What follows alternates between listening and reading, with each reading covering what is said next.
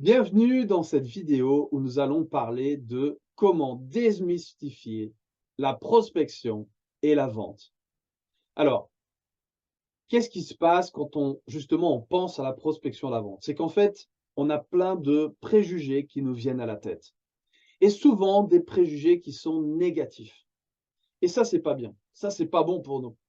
Parce que forcément, on commence à créer plein de croyances limitantes qui vont nous empêcher, en fait, parce que tout simplement, on n'y croit pas. Tout simplement parce que pour nous, c'est pas bien. Et donc, forcément, ça nous bloque. Et souvent, quand on parle de vendeur, l'image qui nous vient, eh ben, c'est un peu l'image justement de Harry, hein, le père de Mathilda. Et c'est un peu justement le vendeur qui essaie de tromper, hein. Lui, c'était un vendeur de vieilles voitures, de voitures d'occasion, mais il les trafiquait. Justement, il changeait le compteur de kilométrage justement pour justement manipuler un peu justement tout ça. Et donc, c'était vraiment un escroc en fait. Et on a un peu cette image parfois que le vendeur, eh ben, il a un peu ce côté escroc. Et c'est un peu le stéréotype en fait qu'on voit en fait autour de nous. C'est voilà, pour vendre, en fait, je suis obligé de persuader, je suis obligé, de forcer les gens, il faut que je les trompe et ça, c'est pas bien. Et donc forcément, quand on a des valeurs et qu'on est honnête et tout ça, de se retrouver devant, quelque part une image du vendeur malhonnête et ben, c'est pas quelque chose qui nous motive, hein. Et puis au contraire, c'est quelque chose, on a plus envie d'en fuir qu'autre chose. On se dit: «Ah non, non, mais moi j'ai surtout pas envie d'être identifié comme un vendeur malhonnête, comme quelqu'un qui a envie de tromper les gens. Au contraire, je suis quelqu'un d'honnête, je suis consultant, je suis coach, je suis prestataire de service et j'ai besoin justement de transmettre une bonne image. Et tout ce que j'ai pas envie, ben, c'est justement qu'on me prenne pour un escroc. C'est tout ce que j'ai pas envie. Mon nom représente tout dans ma vie. Si je perds mon nom, si je perds ma marque, c'est mort. Et donc, on a tout ça dans la tête. Et c'est un peu inévitable, en fait. Parce que c'est les préjugés non seulement qu'on aura, mais c'est aussi le préjugé de beaucoup de gens qui sont sur le marché. Hein, les gens se rappellent de Harry, hein, le Danny DeVito, hein, qui fait ce personnage et qui est un peu l'escroc. Alors, justement, pour démystifier, je veux vous apporter justement quelques éléments qui va vous montrer en fait, eh ben, que de faire de la prospection et de faire de la vente, eh ben, ça peut être super. Et donc, ben, tout d'abord, pour parler de la prospection. Alors, l'idée, c'est que plus on travaille la stratégie avec intelligence, moins on a de travail dans la prospection. Donc, il faut investir dans l'intelligence. Il faut justement prendre le temps de connaître nos clients. Il faut prendre le temps de connaître le marché, de connaître les problèmes, d'identifier tous ces problèmes. Et plus on va avoir de l'intelligence dans ce processus, moins on aura de travail. Parce qu'effectivement, de prospecter, c'est beaucoup de travail. On passe du temps, on reçoit beaucoup de noms. Et donc, eh ben, ce volume de travail, parfois, on a l'impression qu'il n'y a pas vraiment un retour sur l'investissement. Et donc, c'est là où il faut vraiment investir en intelligence. La deuxième chose, c'est que justement, pour accélérer ça, eh ben, la technologie peut nous aider. Aujourd'hui, il existe mais d'outils. Alors, ça peut être les réseaux sociaux, ça peut être les outils de marketing, ça peut être les outils d'envoi d'email, de WhatsApp. Il y a énormément d'outils technologiques, justement, qui peuvent nous aider, hein, à accélérer ce processus donc de prospection. Après, il faut avoir en tête que, en fait, on va apporter des solutions à ceux qui en ont besoin. Il y a plein de gens qui ont besoin de résoudre des problèmes et parfois qui n'imaginent pas qu'il existe des solutions.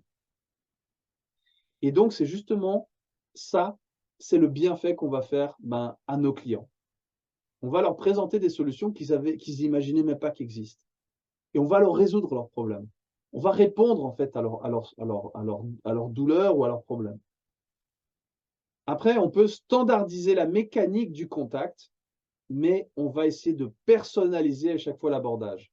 C'est-à-dire qu'effectivement, quand on fait de la prospection, parfois on a besoin de faire du volume. Donc tout ce volume de contact, eh ben oui, ça on peut le mécaniser avec tous les outils technologiques qu'on a à disposition.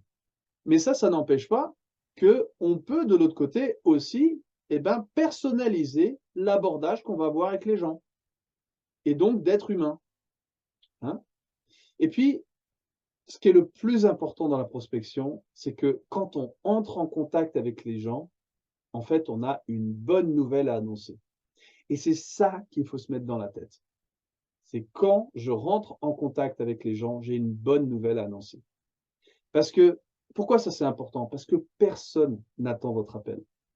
Personne ne pense, «Ah bah tiens, Cyril va m'appeler maintenant pour me proposer quelque chose». Mais personne sur la planète n'attend votre appel quand vous faites de la prospection. Personne n'attend votre email. Personne se dit: «Ah bah tiens, aujourd'hui, ça serait sympa de recevoir une proposition commerciale de coaching». Mais personne ne pense à ça, hein. À moins que la personne vraiment elle aille, elle cherche quelque chose. Mais quand on fait de la prospection froide, hein, donc on fait du contact, sans avoir nécessairement, reçu une demande, que ce soit nous qui contactons donc le prospect, le gars il attend pas du tout notre contact, que ça soit par email ou par téléphone. Et donc, il faut qu'on se mette dans la tête, ben, que forcément on va déranger. On va déranger cette personne.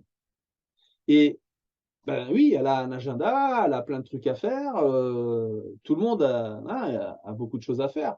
Et donc, ben, il y a quelqu'un qui t'interrompt dans ton travail, qui t'interrompt dans ta journée pour t'appeler et pour te proposer quelque chose. Si on se met pas dans la tête que ce que je vais lui proposer, c'est une bonne nouvelle pour lui, que je vais pouvoir l'aider, je ne vais jamais réussir à l'appeler. Je vais bloquer. Principalement si je suis quelqu'un qui est préoccupé par les autres, qui est préoccupé par mon image. J'arriverai pas, parce que j'aurai l'impression de déranger. Le truc, c'est que je vais déranger pour une bonne cause.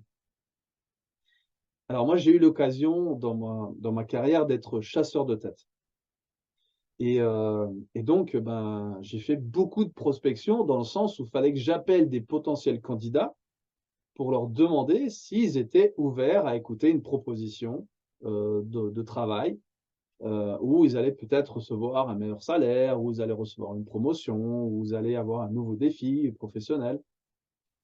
Et donc en fait, eh ben, oui, j'ai dérangé énormément de personnes, mais j'avais une bonne nouvelle. Et puis même si la personne n'était pas disponible, à chaque fois je donnais une tournure en fait à mon appel pour que la personne en fait elle se sente valorisée. Elle dise: «Waouh, j'ai été contacté par un chasseur de tête. J'ai été valorisé». Donc pour plus qu'elle n'était pas toujours disponible parce que peut-être que, ben, voilà, elle était bien où elle était, ou elle voulait pas changer de boulot ni tout ça, mais elle était contente d'avoir reçu mon appel, même si je l'avais interrompu dans sa journée. Pourquoi? Parce que j'avais eu une bonne nouvelle avec elle. Voilà. Donc c'est pas parce qu'on a une bonne nouvelle que ça va marcher pour tout le monde. On va recevoir des «non», mais on arrive avec une autre énergie et ça, c'est super important et c'est justement là-dessus que je veux vous parler maintenant justement, eh ben, de la vente. Donc dans la vente, eh ben, le premier truc, c'est que justement, la vente, c'est une compétence qui peut être apprise. Elle n'est pas forcément innée. C'est pas quelque chose, forcément, il y a des gens qui sont plus extrovertis, qui ont plus la tchatche, qui ont plus de facilité de communication. Bah oui, ça va aider certainement. Mais la vente, c'est quelque chose qui s'apprend. On n'est pas obligé d'être extroverti pour être un bon vendeur. Après, la vente, c'est une grande opportunité de créer des relations. Alors, moi, j'ai beaucoup de clients, hein, que je connaissais pas du tout avant, hein, et qui sont devenus mes clients et qui aujourd'hui sont devenus pratiquement des amis. Pourquoi? Parce qu'on a construit une vraie relation et ça fait très longtemps, je les ai fidélisés, donc ça fait très longtemps qu'ils sont avec moi avec qui on continue de collaborer et tout ça et donc c'est devenu, ben, au fil des ans, c'est devenu des amis et donc c'est une grande opportunité. Quand on vend, on apporte une solution, on apporte une nouveauté, quelque chose de nouveau, de bien pour la personne. Quand on apporte cette bonne nouvelle, eh ben, on crée tout de suite des relations. C'est aussi une chance, eh ben, d'apprendre, mais aussi d'enseigner.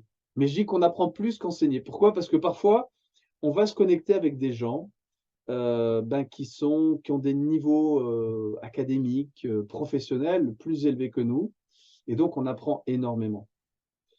Mais on va aussi pouvoir enseigner beaucoup de choses dans la vente. Même si parfois mon client, ben, il n'aura pas forcément l'argent pour acheter, mais j'aurai eu l'occasion de lui offrir quelque chose, même si c'est qu'une connaissance, par exemple. Et donc ça, c'est très riche parce que c'est quelque part, hein, le principe de réciprocité. En même temps que je donne, eh ben, je reçois aussi beaucoup. Donc même si j'ai pas conclu la vente, mais si j'ai appris quelque chose avec cette personne, eh ben, j'ai gagné quelque chose. Hein, c'était pas monétaire, c'était pas de l'argent, mais on a gagné quelque chose ensemble. Après, donc plus j'écoute, plus je m'intéresse et plus rapidement je gagne la confiance de mon prospect. Alors ça, c'est intéressant parce que justement, le vendeur, c'est pas le premier qui parle. C'est pas nécessairement celui qui parle le plus, mais c'est celui qui écoute et qui s'intéresse. Et plus je mets mon client au centre, plus je m'intéresse à lui, plus j'ai une écoute, mais une écoute authentique, une écoute sincère où je suis vraiment intéressé par lui, plus je vais générer de la confiance. Après, il y a une chose, c'est que le rejet, on va l'avoir. On va recevoir des non. C'est inévitable. Ça, c'est statistique. On n'aura pas de si tout le temps. C'est pas possible.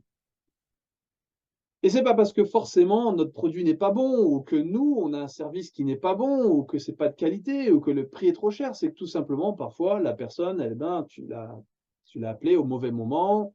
Parfois, elle n'avait pas le budget, ou parfois, tout simplement, elle n'a pas le problème dont tu pensais qu'elle avait. Et donc, il y aura des noms. Il y aura des noms.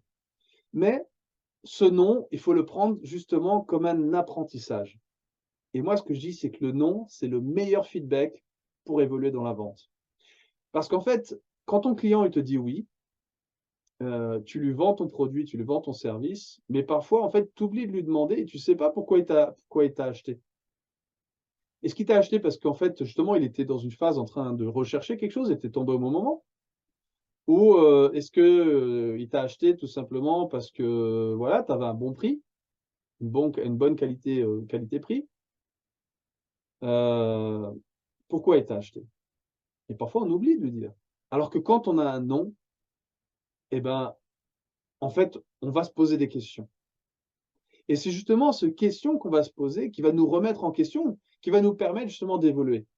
Évoluer au niveau de notre discours, évoluer au niveau de notre produit, de notre positionnement, de tout ça. Donc le non, il faut le prendre comme un apprentissage. À chaque non que je reçois, il faut que j'apprenne quelque chose. Et puis, eh ben, quand je vends, j'aide mon client à résoudre un problème et à éliminer une douleur. Voilà. Donc quand on est dans la prospection, on apporte une bonne nouvelle et quand on fait la vente, on aide à résoudre un problème, une douleur. C'est génial ça. Et peu importe si on vend des produits ou des services, résoudre le problème de quelqu'un, bah, quelque part, c'est fantastique. Et c'est ça qu'il faut se mettre dans la tête. Vous avez certainement des compétences, des talents, des services qui sont géniaux. Et c'est ça qu'il faut avoir en tête. Ça va aider quelqu'un. Ça va résoudre un problème. Et c'est ça, c'est là-dessus, c'est sur ce type de choses qu'on va se concentrer justement pour être acheté sans se vendre. Donc, ça, c'était pour démystifier. On vient de démystifier un peu la prospection et la vente. Et justement, dans la prochaine étape, je veux vous présenter maintenant la méthodologie, la technique des 3 P pour être acheté sans se vendre. Donc, je vous dis à très bientôt.